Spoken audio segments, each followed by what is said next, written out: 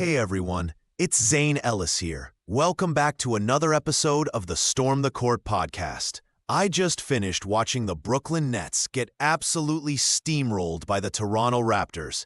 And let me tell you, call me crazy, but I think I just witnessed one of the most embarrassing performances of the season. I mean, 86 points. Seriously. It felt like they were running in quicksand out there.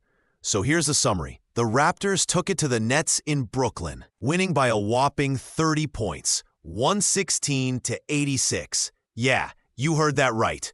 Brooklyn's offensive woes were on full display, letting Toronto dictate the pace and style of the game like they were serving a buffet instead of playing defense. The Nets scored only 18 points in the first quarter and never really recovered from that. At one point, they were down by 40. That game was a roller coaster of emotions, from frustration to disappointment to resignation. Nets fans were practically throwing their hands up by the second half, like, why are we even still here? Contrast that with the Raptors supporters who were practically giddy, basking in schadenfreude while watching their team dismantle a hapless opponent.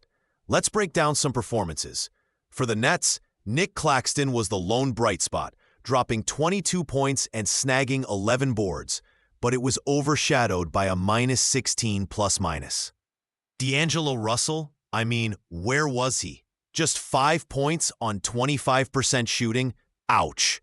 Meanwhile, from the Raptors side, Orlando Robinson dominated with 23 points and 12 rebounds. He was a beast in the paint, effortlessly claiming board after board. Scotty Barnes chipped in 15 points, doing just enough to contribute without needing to take over. This Raptors squad looks like they're building something exciting for next season. All right, my gut feeling on all this is the Nets are in deep trouble. Seriously, this team looks completely lost on both ends of the floor.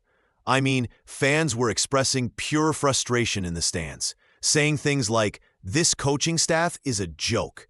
It feels like they're only here to lose." And honestly, I can't blame them for feeling that way. The Nets have lost their identity, and if they're not careful, they might be on a one-way trip to the lottery next year.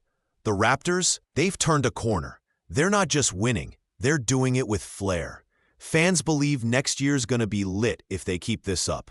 They showed depth again tonight, and honestly, with their young talent, I see them competing in the playoffs. But for the Nets, they really need to figure out who they are before the lights go out on this season. So we've established the Nets had a night to forget, while the Raptors are riding high. We'll be back soon with more insights. Catch you guys later.